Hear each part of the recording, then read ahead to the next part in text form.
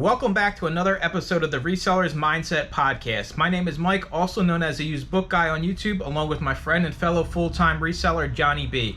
We help people start and grow their reselling businesses from the ground up. We also have a weekly Zoom call and private Discord for all YouTube members. Head on over to youtube.com/usedbookguy to join the channel and gain access to the full-length podcast, Zoom call, and private Discord today.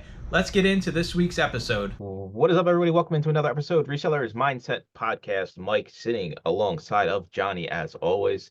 No, we are not in the same room. We're actually on a different side of the country here. He's down in Texas. I'm up in Pennsylvania. Today's topic is convincing yourself and others that reselling is an actual business. I think we all kind of deal with this in one way, shape, or form. For me, it wasn't so much convincing myself.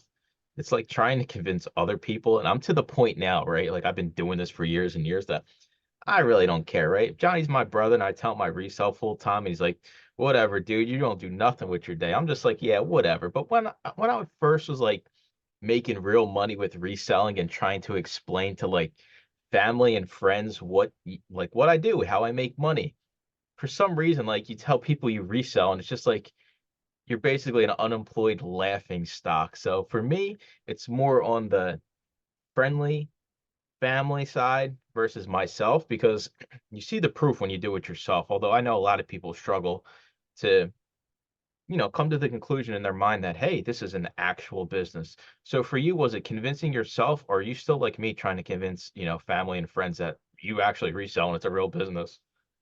I no longer have to convince them. Didn't believe me when I was doing this part-time slash full-time working out of the house. Didn't believe me when I had 8 storage units. When I got my warehouse, then people started to believe me, and especially when I got my shop, well, which is part of the warehouse now. So I mean, I guess that is like a level up, right? Because you have like a tangible, like an actual They could see location. it. They can come to it. Yeah, it's not like 10 bins sitting in your room, right? Or like, Yeah.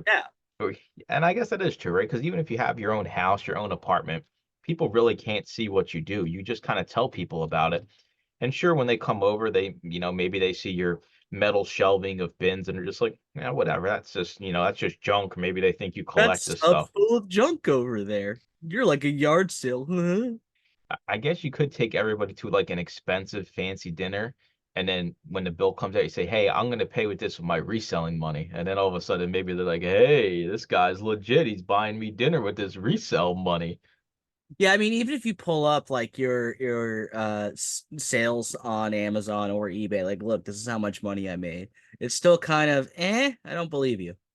Yeah, it is. I don't know. It's weird. I think if reselling falls into like a gray area, right? It's like you really, especially with Amazon, like I don't have nothing to show people, right? Like what are You you have that like selling? tornado graph you could show them that nobody understands. It's like, what do you sound like? Deb has like a business and a brand, and she's got big machines that sit around here and stitch stuff out. And she has like a physical product that she's packing every day. So I guess that makes it a little bit more like believable, I guess, because there's actually a physicality to it, especially with Amazon. And I think it goes both ways though, because if you're an eBay seller and maybe you are selling out of a room or your apartment and somebody walks in and it's just a disaster zone, like, I think that'll give off the same vibe as like, "What are you doing? Why is this place such a mess?" Right. And I have a friend, she has 5 employees. They all work out of her home. She deals in a lot of small objects. And I think she even has trouble explaining, and she makes well over 500,000 a year. And it's like she's very legitimate, but she's still it's not a like a warehouse you would have to go to or a store you would have to go to know that she was an actual real business making over $500,000 a year.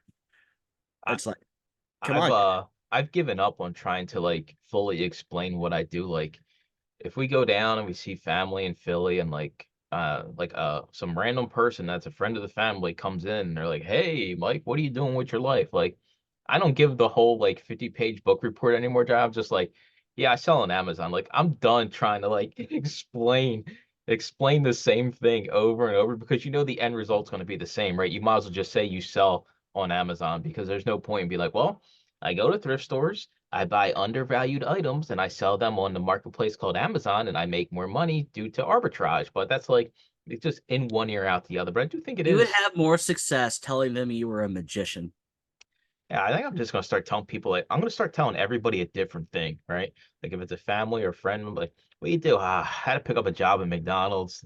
And then next time I come down next year, I'm like, yeah, I'm working at UPS. Like I'm just gonna make up whatever's on my mind that day. Like that's the person I'm gonna be because it really doesn't matter anyway. It's all kind of like nonsensical small talk with random people, but like your actual like immediate family, I do think a lot of people struggle with like, I don't know, maybe you need that positive reinforcement. And I get it. Like you want to be like taken seriously by somebody, especially if this is something you started.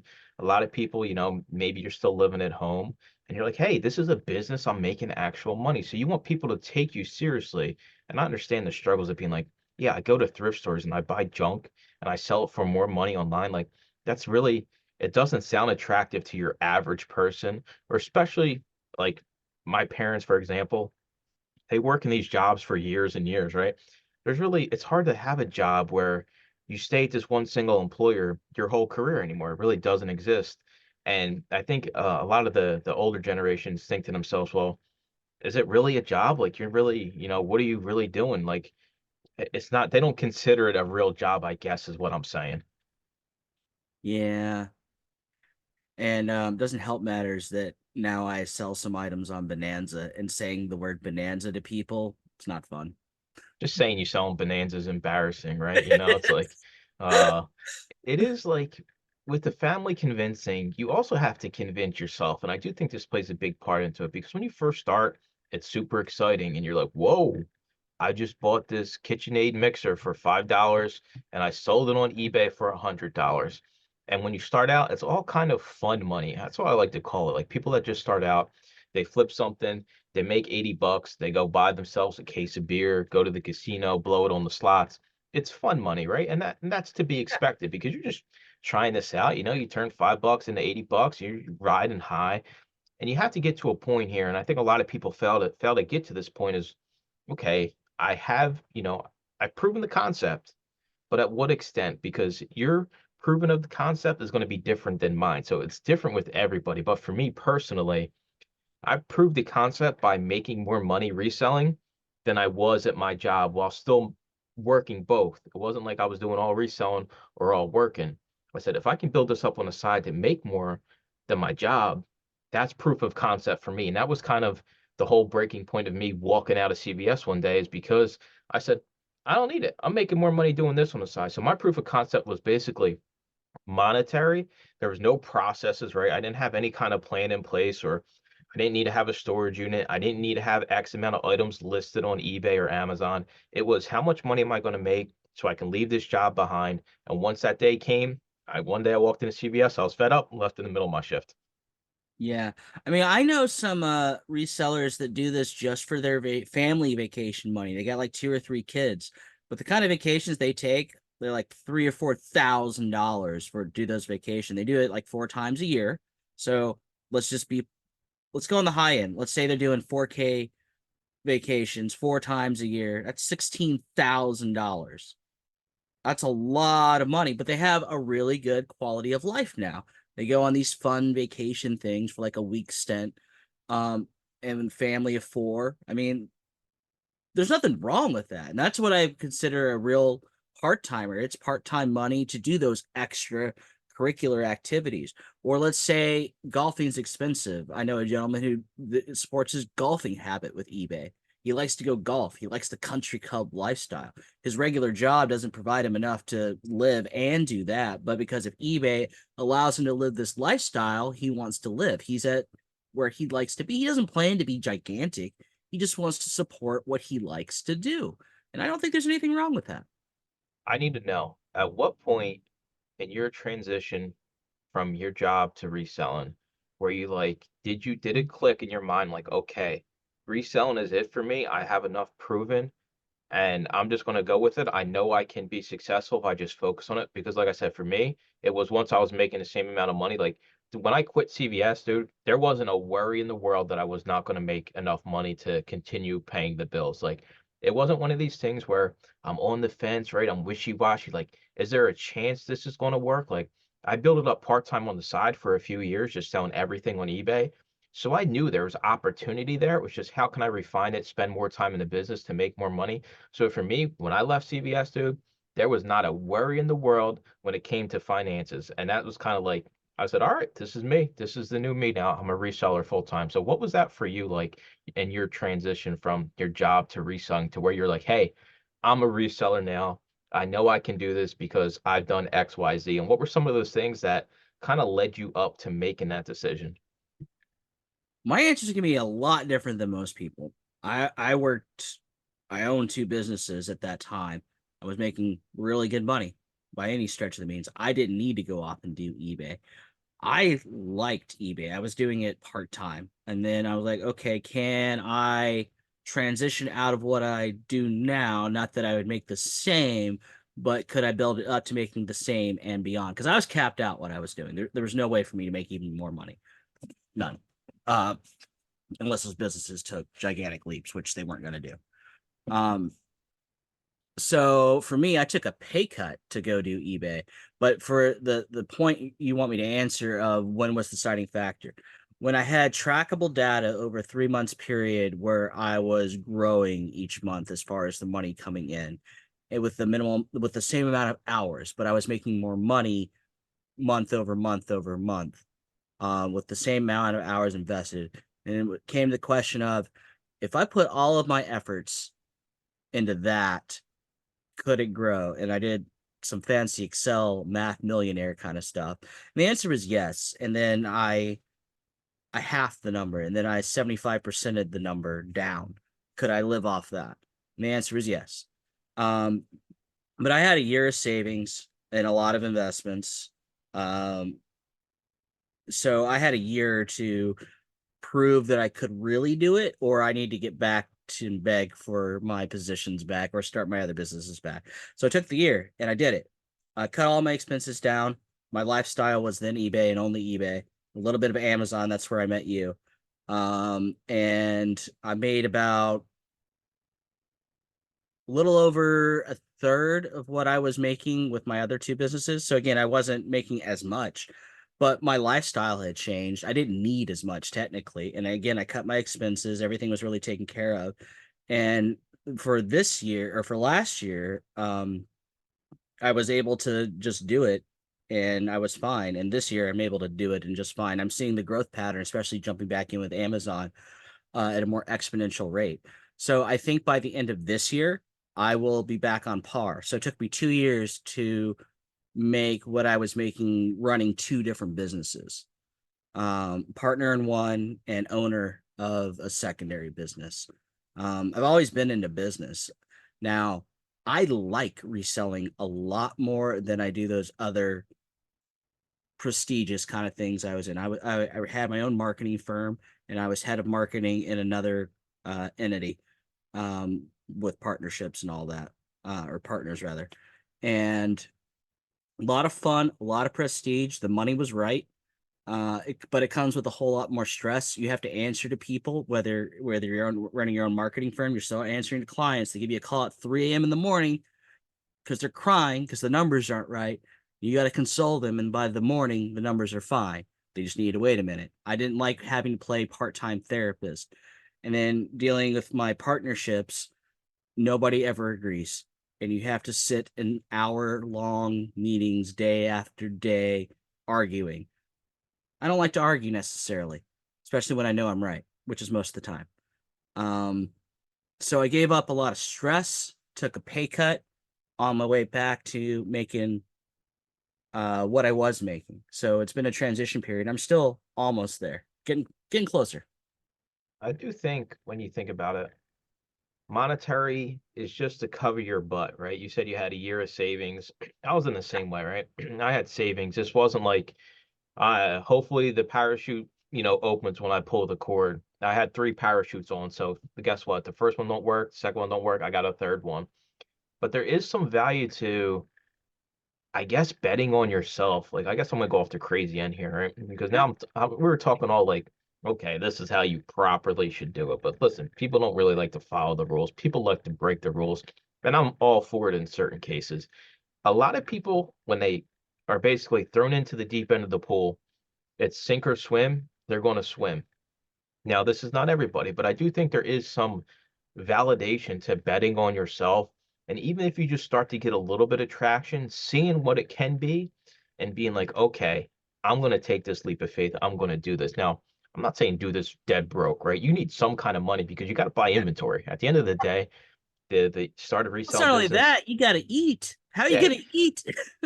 yeah, your expenses have to change if you're going to be the crazy person that jumps into the deep end that doesn't know how to swim. But there's a lot of success stories out there where people said, you know what? I watched a few YouTube videos, seen, this or that.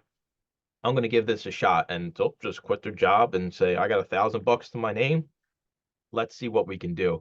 And those people either accelerate their growth super fast or they just realize, hey, I got to go back and get a job. And I think that's an added benefit to the world we live in today because if me or you decide we don't want to resell anymore, we can go walk to any store and get a job like on the Oh, spot, right? Like we live in times where everywhere is hiring. The wages for the most part are pretty decent, right? Like me, you go get a job at FedEx or UPS will probably make 25 bucks an hour, 30 bucks an hour. Like that's a decent, livable wage depending on what your expenses are. Yeah, it's harder work than reselling, but there's always that net to catch you if you fall. And I think now more than ever, people can take the risk and bet on themselves if it's something they're passionate about. Like you said, you enjoy reselling, right? You got the passion. I'm the same way. For me, like the passion of being able to sell a book for, $100 that I got for $1, like that's exciting. It's like treasure hunting. And unfortunately, I don't live by the beach, so I can't buy a metal detector and go metal detect like I want to. So instead, I have a resale business. It's kind of the same thing in a different form. But I do think people, bet on yourselves, honestly. That's the best thing I can say, especially if you're not happy. Because for me, I hated working at CVS, man. It's like as much as I say it, it doesn't do it justice. And I was telling you before the call today, like we got 5 inches of snow. I used to have to get up an hour early, shovel out the car, drive an hour to work in the snow just for nobody to be there because CVS wanted the doors to be open. Now I can say, okay, it's snowing outside, Johnny. I'll list some stuff on Amazon. I can chill for the day. And even you guys probably hear it in my voice. I've been sick for the past 2 weeks. Like having the benefit of being able to not go into work when you're sick. And anybody out there that's like, oh, you got sick days at CVS, they don't care. If you're a store manager, you're expected to be there. It doesn't matter. I'm here to tell you that. I worked at CVS for 10 years. There ain't no sick days as a manager. If somebody else is sick, you're showing up, even if it's your day off. So for me, it was a quality of life change that I really can't put like a monetary value on. As crazy as that sounds, like I enjoy being home, spending time with Debs, spending time with the cats. Like I don't think you can put a value on that type of stuff.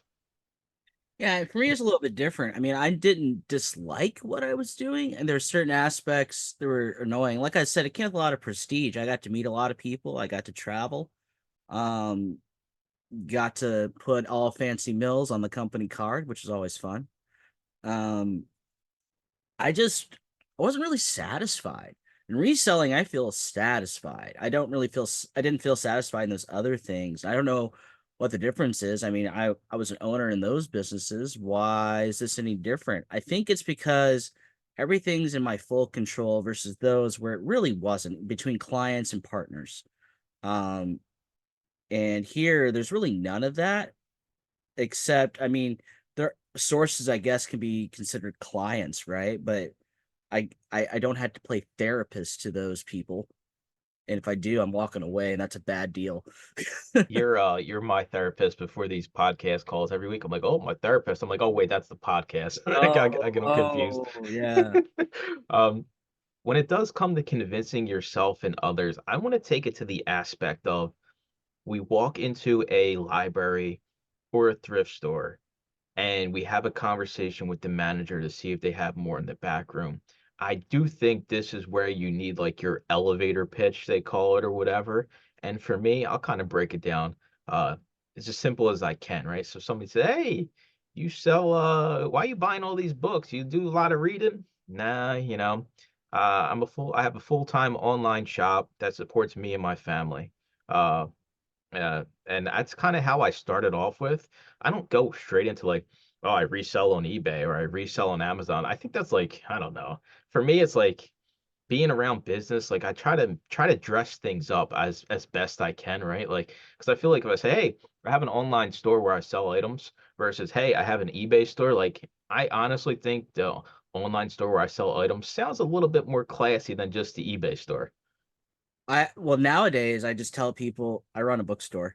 Yeah, well, dude, that's a cheat code. We all don't have, a bookstore to say. Maybe I'll just say I have a I bookstore in mean, technically Texas. you do. Your Amazon store is your bookstore. I'm gonna say I have a brick and mortar in Texas, and I'll just give them your phone number. If they don't believe me here, call my manager. It'll just be you. You just gotta play along. But I think that is where you have to kind of dress yourself up, and that's how you build relationships in reselling. And there's no value to some of these relationships that I've built over the years, and it's the same with you. But you have to basically promote yourself in a way that doesn't sound like, you're selling stuff that's got bed bugs and fleas, right? I'm like, hey, I have an online business. I do this full time. I support my wife, my kids, my cats, right? Well, most people that have lots of media usually have cats, right? So I'm basically in the door already. Yeah, I got a bunch of cats. They run around driving me crazy. And all of a sudden they kind of like, oh yeah, this is the business person, right? He does this full time for a living to support his family versus just being like, yeah, I scan this stuff and I sell it online. I make a whole bunch of money. Like, what does your pitch kind of look like? Do you have like certain things you'd like to say if if you're trying to get into a back room or you're just trying to build a relationship with somebody? Um, yeah, I mean, after I've been to an establishment, let's just say it's like a mom and pop store, I made a couple buys, larger than your normal amount. Either they'll ask me or I'll initiate, and we'll say this is the initiation here. Like, well, I run my own business online. I deal a lot of e-commerce between reselling channels, some little stores you may have heard of Amazon and eBay. We're looking to scale up a little bit. Do you have any more inventory in your back room that I could take a look at? And I'll buy it all. And I'll buy what you got in the front right now if you'll allow me access to everything in the store. And they'll Okay. take you a lot more seriously once you do it that way. I also like I always tell people to do this, like, hey, I stopped the media from winding up in landfills, which you are doing, right? You're not, because most cases, especially I've been to places, wholesale places that do like wholesale media, libraries, mom and pop shops. A lot of these books just go right to the dumpster, and that's just the truth of it. That's not like me making something up, like, hey, you're stopping it from going in a trash bag. No, I've had conversations where if I don't buy this stuff, they got to carry it out to the dumpster in the back and throw all 10,000 pounds of books, CDs, DVDs into the dumpster. So I also like to dress it up like that. Like, hey, especially if, like, hey, if I show up at Johnny's house and I'm buying his collection because he's moving, Johnny wants his stuff to wind up in somebody else's hands. And I like to kind of, if I'm going and doing a bulk buy, and I've had this before, like, hey, what are you doing with this stuff? I'm gonna make sure this winds up in somebody else's hands who's gonna appreciate it. Maybe Johnny has this huge sci-fi Star Trek collection, right? Hey, I'm gonna make sure another Star Trek fan winds up, getting these books and reading them. That's like an added benefit of you just being like, I'm just gonna sell these online and make money, right? And I know it's dumb to say that, but I know people don't think the next level of a conversation they have. They just think, hey, I'm just gonna sell these and make money. No, you got to take it a little bit deeper than that because if I just tell the guy that has a huge collection of Star Trek, I'm just going to sell these online and make a killing off your collection. That's like you're just going to rub people the dude.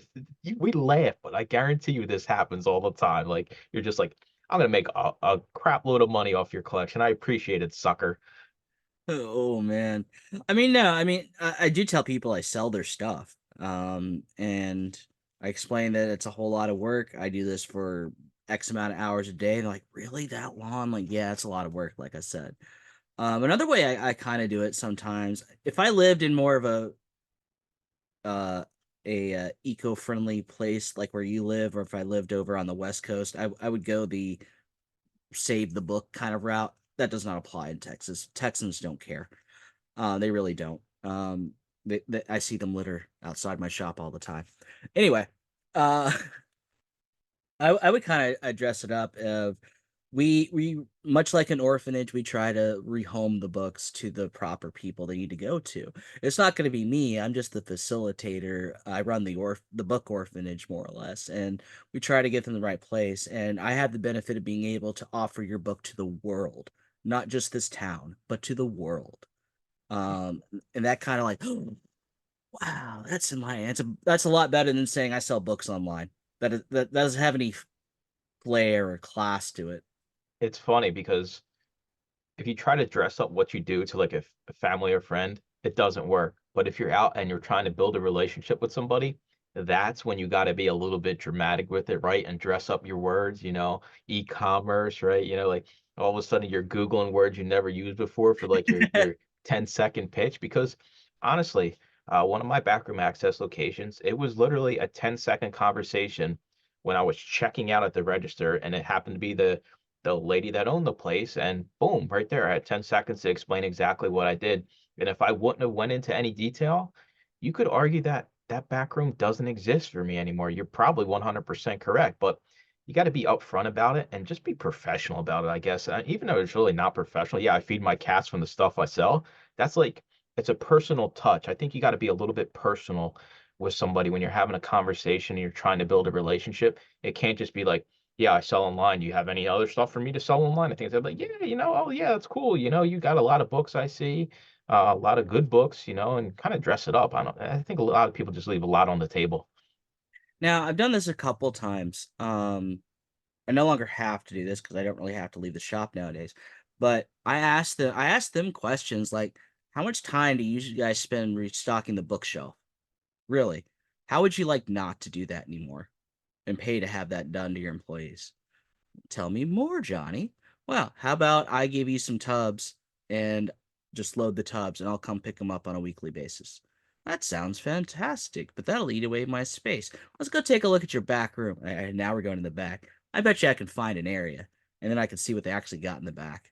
I don't even have to ask to see the back. I'm solving another problem for them but they don't realize I'm solving two problems. I get to see what's in the back on a regular basis without any fancy prep work by them of making it look better than it is because we're just going in the back to see if they got some space for me to put this tub I got in my hand. You provide value. So There you the, go. no relationship is going to work one way, right? Like they're not just going to let you come in, pick what you want, send you on your way. You come back whenever you want. There has to be some kind of value to it. And whether that's providing, clearing out space for them or paying them for items that are sitting in the back room that they can't get listed, paying them a fair price for their items. I'll straight up tell you, if I'm in one of my back rooms and I scan something and it's $100 book, I'm not going to give them 50 cents for it, right? I'm not going to give them $1 for it.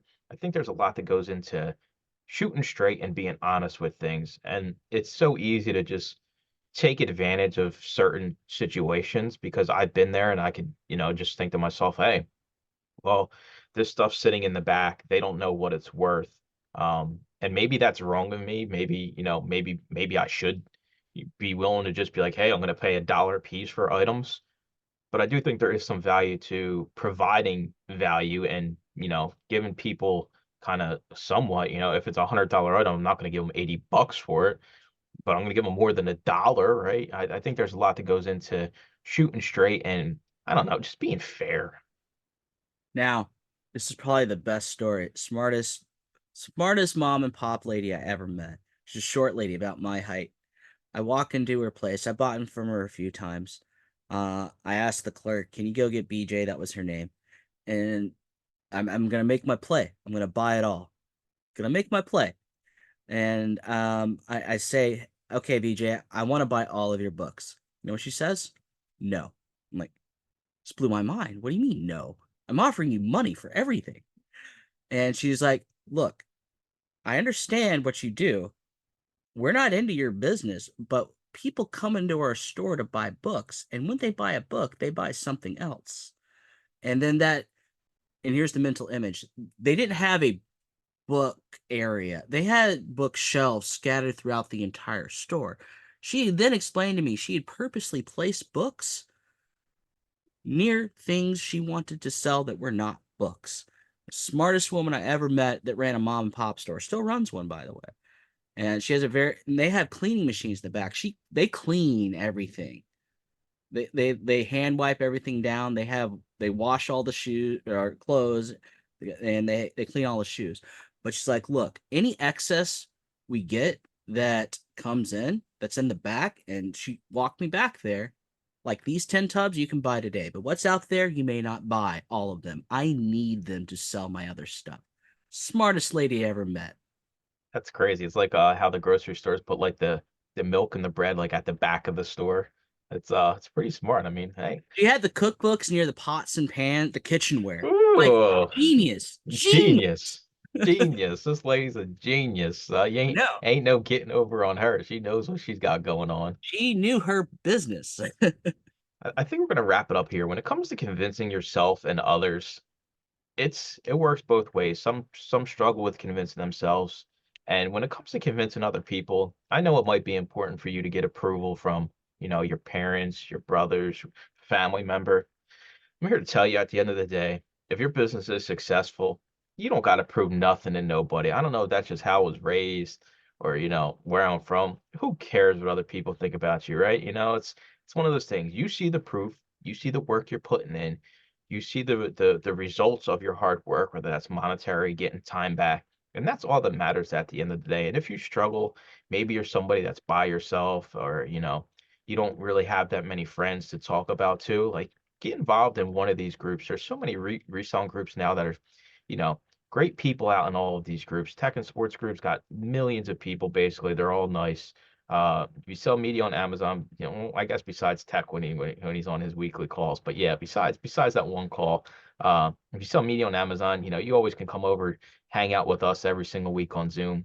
Don't feel like you're alone in this. And I know reselling can be quote unquote a lonely job. There's always somebody out there that's willing to listen, probably going through something that's relatable, and you probably can learn a lot from somebody else. So I'm going to let Johnny do the Jerry Springer final thought here for this episode because I feel like crap. So Johnny, you were in the spotlight. Jerry Springer's final thought, Johnny's final thought. Take us away. What you do is serious, no matter what anybody else thinks of you and how you do things. They may not consider you a real business, but you are. You got to believe in yourself, and you for sure as hell got to put in the hard work. You got to back up what you're saying. If you slack off and say you run a business, but you're waking up at 11 in the morning and then maybe working 4 hours and then calling it a day, you're not running a business. You got to treat yourself like an employee up front, and then a business owner once you've put your employee efforts in. Then you're an owner. You run a business, and you should be proud of that. And my last and final thoughts, for a low, easy payment of $2.99, you can get more information by joining the Used Book Guide group. That's less than the price of coffee, my friends. I'm not giving you a pay raise, dude. So stop buttering up. Johnny does a monthly eBay call for me. He's trying to get a raise. It ain't happening. I'm broke. I sell media for a living. So we appreciate you listening as always, and we'll talk to you in next week's episode. Thanks for listening to another episode of the Resellers Mindset Podcast. Today's full episode and all previous episodes are available to all YouTube members, along with the weekly Zoom call and private Discord. Head on over to youtube.com/theusedbookguy and consider joining for as little as $2.99 a month.